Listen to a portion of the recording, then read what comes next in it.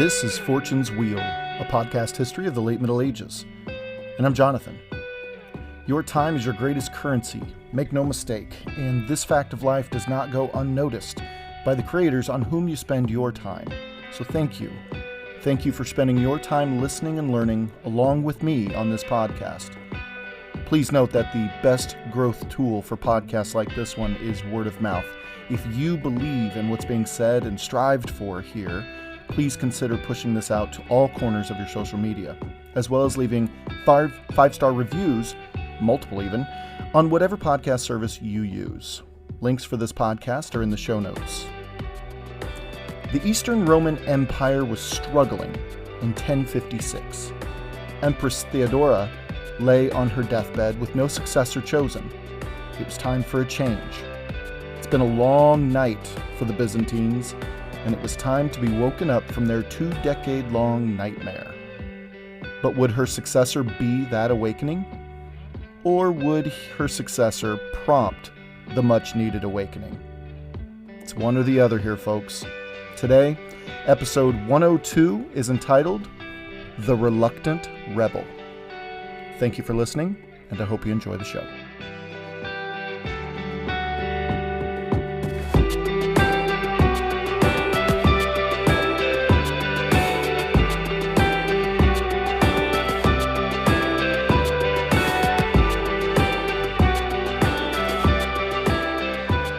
The year was 1056. It was clear to everyone inside Constantinople and a great many people outside the city limits across the realm that the political direction of the empire wasn't really on a great trajectory. Those closer to the center were well aware that the leadership carousel had turned into an embarrassing charade. John Carr, in his book The Komnenoi Dynasty, writes, quote, "In the 32 years since the death of the great Basil the Bulgar slayer, 8 emperors and empresses had come and gone in a maelstrom of intrigue, chicanery, and scandal that would have taxed the abilities even of seasoned palaced hands to keep the state mechanism on an even keel." End quote. Now, a man named Michael Psellos, by this time around 40 years old or so, was one of those quote-unquote palace handlers who, as Carr says later in his book, he wasn't exactly fazed by much in those days. Psellos was on the inside of so much of those 32 years since Basil II. Up to the year 1056, he'd become acclimated to that maelstrom of palace intrigue and politicking. He was unflappable. So when, on August 31st, 1056, he received word that Empress Theodora had died right there on the palace grounds. Now, he probably took that in the same stride as he's taken everything else. I mean, poor Theodora was already well into old age at that point, and that's to say nothing of the intensely painful intestinal issues that seemed to have been, sucking the life right out of her with every breath she exhaled. Being the chronicler that he was, Psellos' mind immediately went to the succession. Being a valued insider by many inside the circle of imperial politics, he knew that Theodora refused to name a successor before she passed away. Nor would she agree to marry, regardless how meaningless the marriage was. She was serious all those years ago about wanting to remain a nun and be married to her faith and her faith alone. Just a couple days earlier, while Theodora lay in agony on the other side of the imperial palace, Michael Psellos sat in as a recorder of a semi-secret meeting of all the big guns in Byzantine court to discuss the matter of succession. If she wouldn't address the situation, those who were left after her passing would just take care of it themselves and pin their decision on her. They needed to prepare for anything. There were simply too many powerful financiers and military generals around to leave the seat of emperor to the whims of chance. Those in attendance at this meeting, a meeting led by Theodora's most trusted advisor and chief minister, a man named Leo Perispondylos, decided to elevate a semi-wealthy and influential, though in the grand scheme of things, kind of a mid-level aristocrat, named Michael Bringas to the throne of the empire. Leo Perispondylos brought this matter up to the 76-year-old Theodora as she slipped in and out of agonizing consciousness, and he decided that she happened to nod just enough for him to conclude that she agreed with the committee's choice of successor. Thus, Michael Bringas became Emperor Michael VI the moment Theodora exhaled her last faint breath, again on August 31st, 1056. Now, Michael VI was no visionary. Let's not even pretend otherwise. He was stolid and harsh, and was nothing more than a plaything of the super wealthy and elite of the empire. I know we got a few of those walking around the world these days, don't we? Now, Psellus makes it clear that his single best quality that made him a prime candidate was how easily he was to manipulate by other wealthy and influential bureaucrats. And speak of the devil, it's no wonder how Leo Perispondylos retained his role as the new emperor's chief minister. But Michael VI's reign was immediately challenged in September to October of 1056, when a rather dangerous conspiracy was hatched, and nearly executed, actually, by a nephew of the former Emperor Constantine IX Monomachus.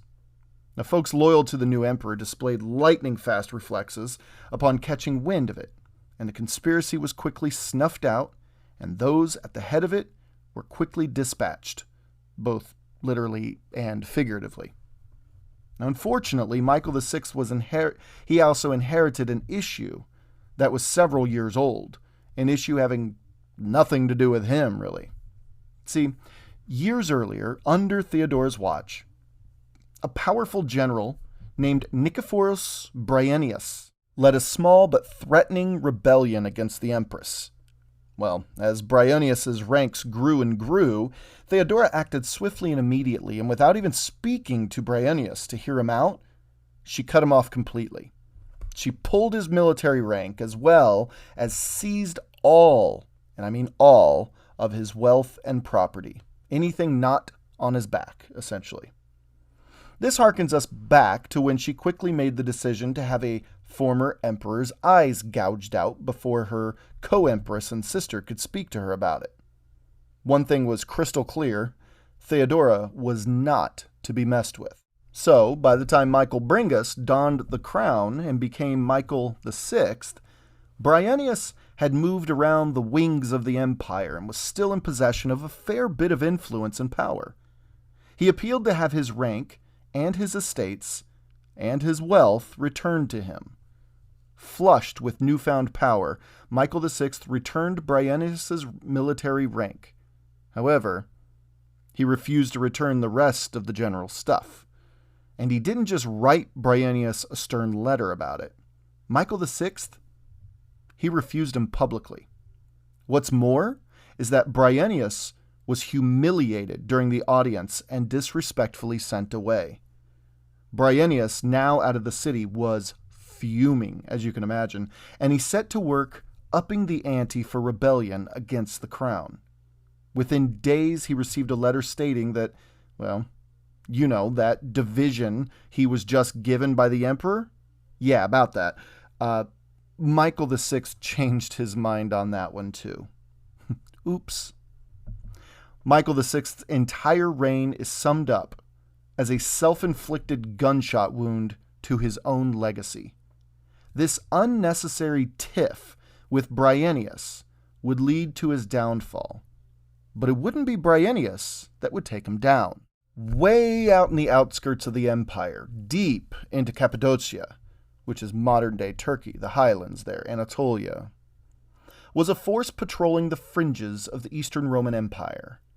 Fringes that had slowly but surely been pushing back toward Constantinople each and every year by the invading Turks from Central Asia.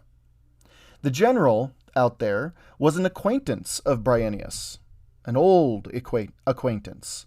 So when word reached him of the treatment the newly reinstated general suffered from the new emperor, well, this guy became acutely aware of how the military at large was going to be treated during the current reign. This general's name, way out there on the outskirts, fighting the Turks and keeping the borders safe, his name was Isaac Komnenos, and he quickly rode to Constantinople and pleaded his case to Emperor Michael VI himself, his case being the case of the necessary supplies, men, and payment to keep those borders safe. He reasoned that, listen, Bryennius was no friend of the imperial palace given the history he had of rebellion, but maybe a loyal general like himself, like Isaac, might speak sense to the emperor and plead for, as I just said, more resources for the forces keeping the borders as secure as they were. The security in question was really lacking in the previous 3 decades, since the death of Basil II, but this new guy might be willing to listen and be brought up to speed about the sad state of things way out east. A group of steppe nomads, as I mentioned earlier, began migrating further and further west for decades at that point. No one knew exactly who they were or what seemed to push them toward the Eastern Roman Empire's lands, but it certainly helped that the real estate across modern-day Turkey was prime real estate for a horse-based society. The grasslands, they stretched for hundreds of miles in all directions, and the higher elevations were similar to where they had already come from. Cappadocia was the steppe people's land of milk and honey, but it was still a land owned and operated and resided on by Romans. And it was General Isaac Komnenos' job to keep these steppe people at bay. But the soldiers were lacking, and the resources were scarce, and let's not even mention the back pay owed to the men already in the emperor's service. It's been a long 30 years, if you remember. These were the issues that Isaac brought to the emperor during the early winter of 1056 to 1057. Whatever he was expecting from Michael VI, well, it didn't materialize. Carr tells us that, quote, instead, Michael peremptorily ordered Komnenos to stand before him and heaped abuse on him for supposedly mismanaging the Eastern campaign and helping himself to public money, all of which was quite untrue, end quote. In his famous book, Chronographia, Michael Psellos, remember, a contemporary, Michael Psellos writes, quote, when his fellow generals tried to defend him, the emperor forbade them to even speak, end quote. Isaac was berated for even daring to request more men, more resources, and most despicable, more payment. Carr continues, quote, Komnenos, stunned, appears to have been given no chance to rebut the charges, and Michael dismissed them all from his presence, end quote. The emperor needed 5 seconds with Isaac Komnenos before he knew exactly what he thought of him. The problem was, Isaac Komnenos was, how did Michael Psellos put it? Michael Psellos described Komnenos as a quote-unquote crusty general, and I love that. Now, Psellos had other things to say that were far, far more flattering of Isaac Komnenos, but the image of a quote-unquote crusty general reminds me of a man who'd seen things and who'd done things and who'd ordered things that would make the rest of us crawl back to our mommies.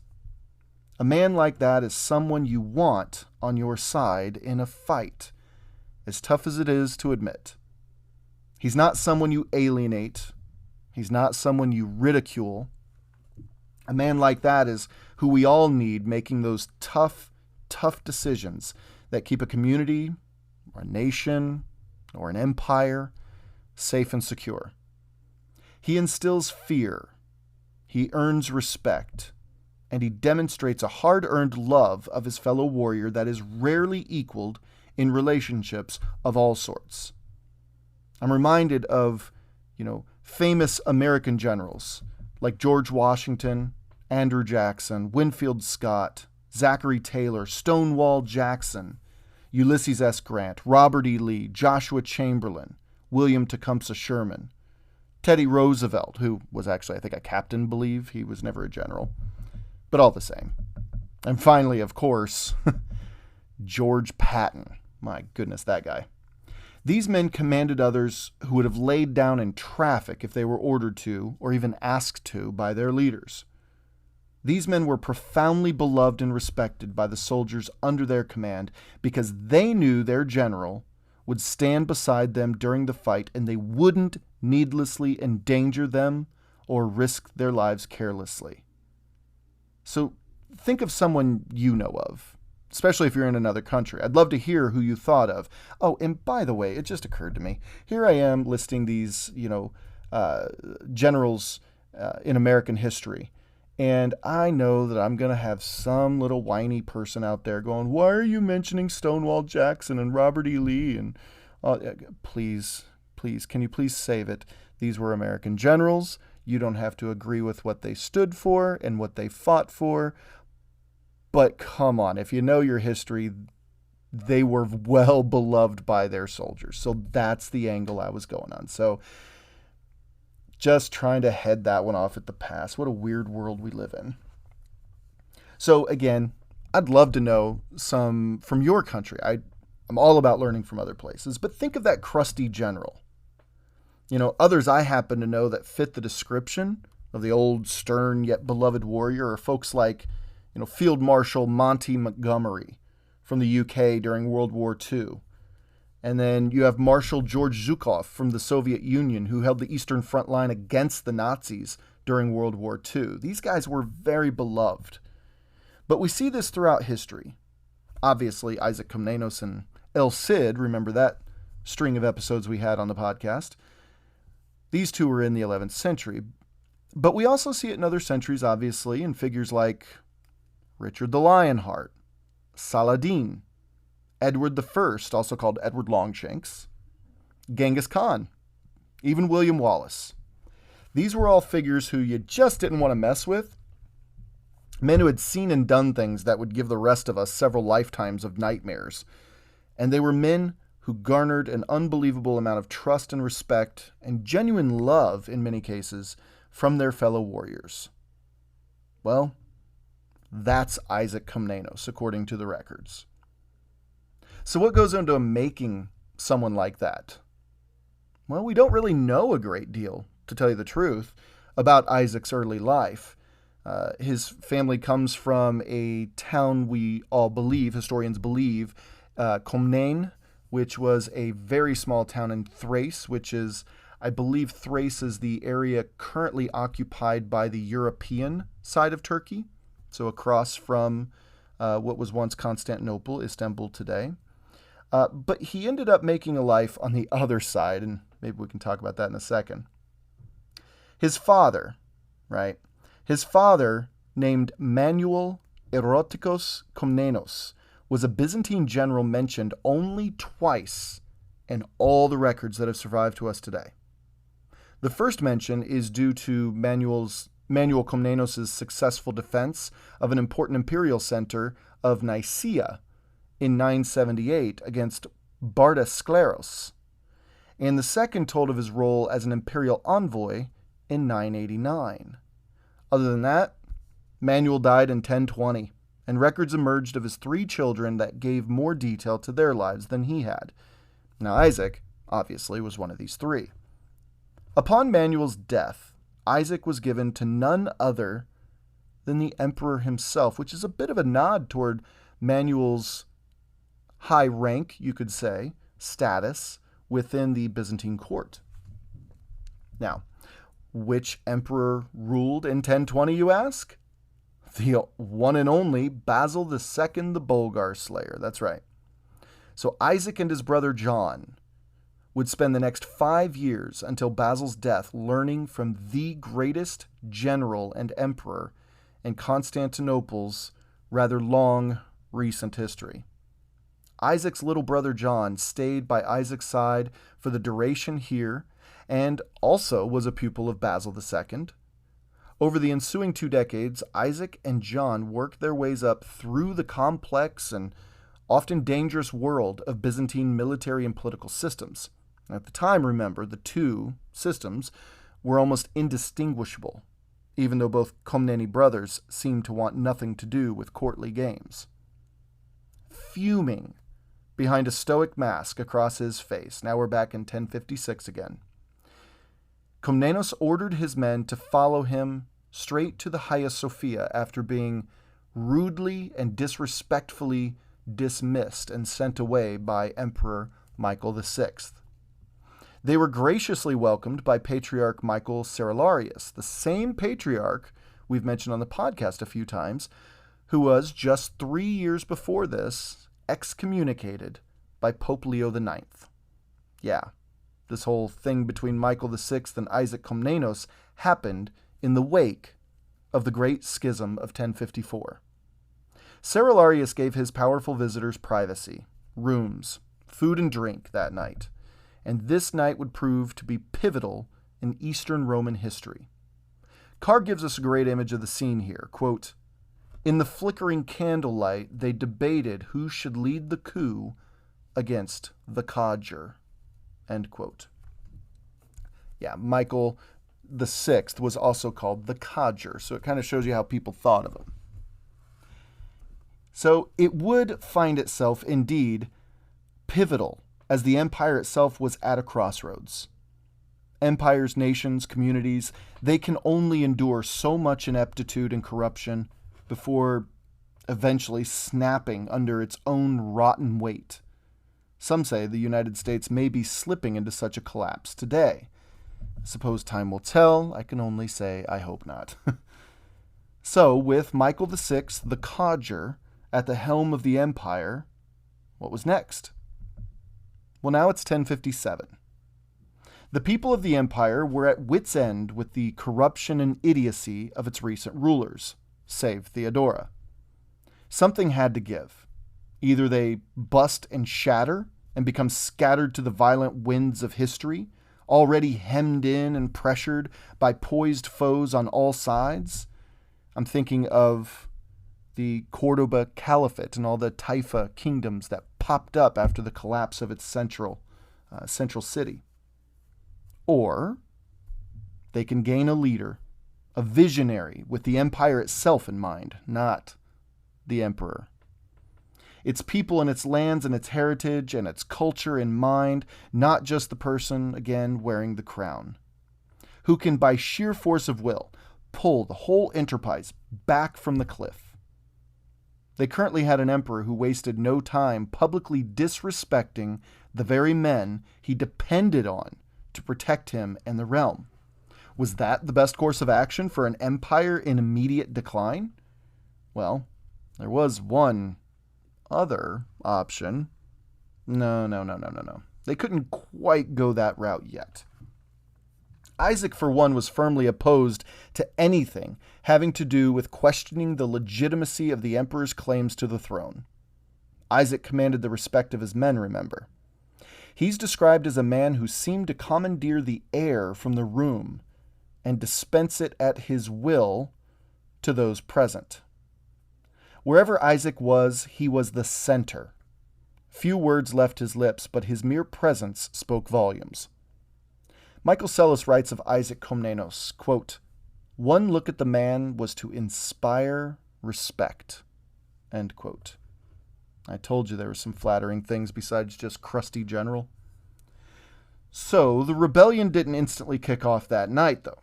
The conspiracy did, but not the rebellion. And this is really important here. It's an important distinction to make.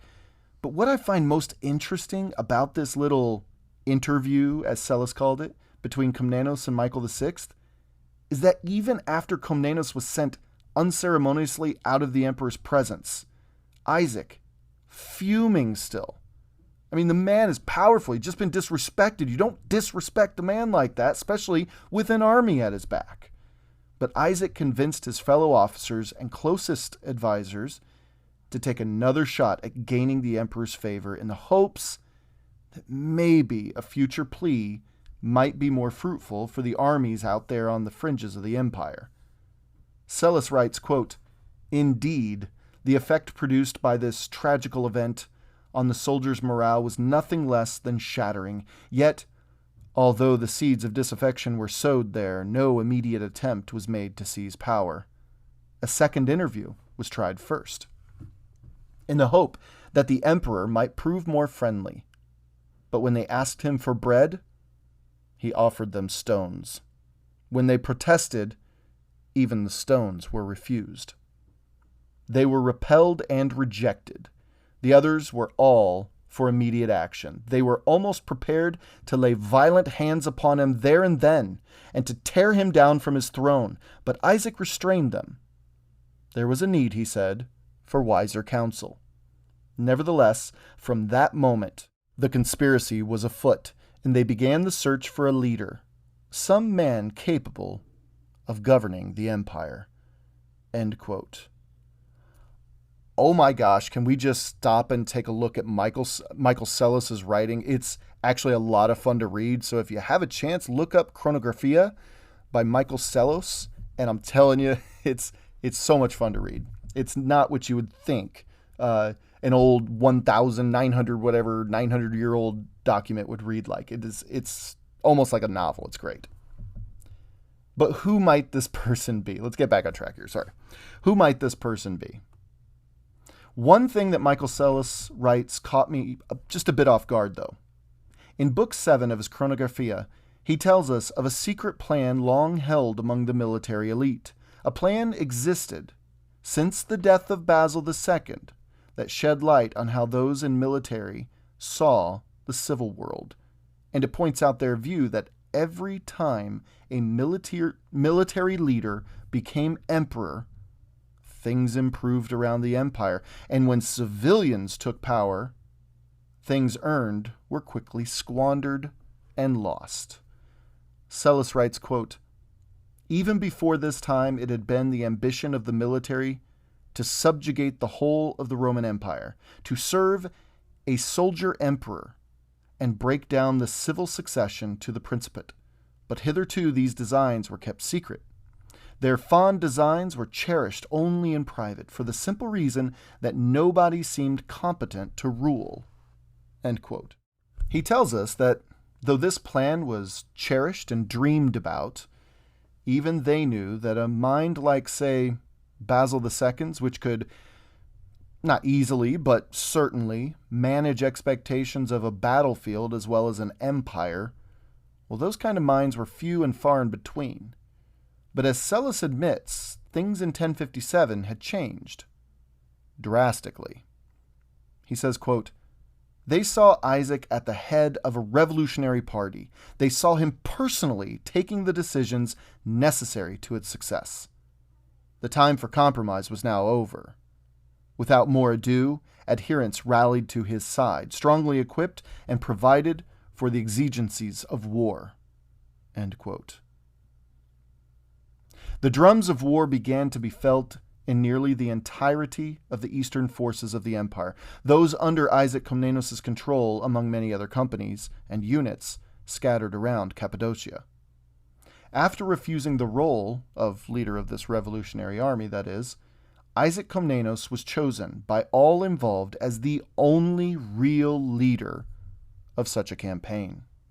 Psellus continues, quote, "Considering that this was the first time he had commanded such an expedition, Isaac's conduct of the revolt showed more wisdom than boldness." End quote. And set to work he did.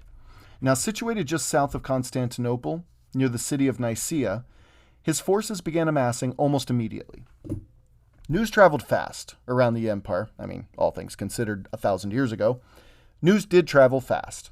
And before he knew it, within a week, his ranks had swelled from already existing soldiers as well as men showing up to join the rebellion. Isaac used them wisely. But before any moves were made, Isaac and his officers and advisors gathered as much information as they could in order to make all the necessary decisions such a campaign would require. No detail was too small. And these are the things you and I simply overlook when looking at major expeditions like this one. For instance, Sellos says, quote, "He settled the amounts of rations required for the campaign by each soldier, and the equipment sufficient for a military expedition. Promotions were made, the higher ranks being assigned to the better soldiers, and the lower to the others. The nights he spent in ceaseless vigil over the affairs of state, while in the daytime his brilliant direction was more evident still. The army was strictly disciplined." End quote. According to Sellos, who, as you can see, lays the whole thing out in some pretty decent detail, Isaac began his campaign against Emperor Michael VI by cutting off all roads leading into and out of Constantinople and surrounding towns. Cut them off. Like William would in roughly a decade up in England, Komnenos set up checkpoints at each crossroad and town entrance, stocked with soldiers to keep order while the campaign continued. They weren't full-on Motte and Baileys or full castles like William did, but the effect was still very, very evident. Sellos writes, quote, "His next move was to exact the public taxes. This was not done in any hurried or confused manner, but rolls were drawn up, honest tax gatherers appointed, and separate entries made in the accounts, so that when he was officially made emperor, he might have accurate records of the revenues." End quote. In addition to all that, Isaac also distributed his new soldiers evenly, with more experienced soldiers alongside them, to keep everyone cool and collected. He couldn't risk a single checkpoint to be compromised, especially not due to inexperience. And with all of this, Isaac slowly made his way to just outside the gates of Constantinople. A slow march. He knew he had it. He knew he had time. However, as if it was yet another slap to the face, Michael VI had done, Isaac found, he had done absolutely nothing in the face of the threat against him. Sellos writes, quote, "The emperor's jurisdiction was confined to Byzantium alone, yet he took no countermeasures to check his daring opponents, nor did his former advisors make any effort to stop the rebels. You would have believed that no state of emergency existed at all. What's more, no attempt was made to pit against the enemy what forces were left to the emperor. No action whatever was taken to break up the revolutionary army." End quote. I mean, Sellos continues, but we'll end it here for now. Isaac Komnenos, the reluctant rebel leader, was waiting at the gates of Constantinople, while yet another emperor pompously thought himself invincible merely by the presence of some gold on his head. My, how arrogant and foolish our leaders can be. On the next episode, we see the culmination of this little rebellion, and more importantly, we see an entire empire pivot. Until next time.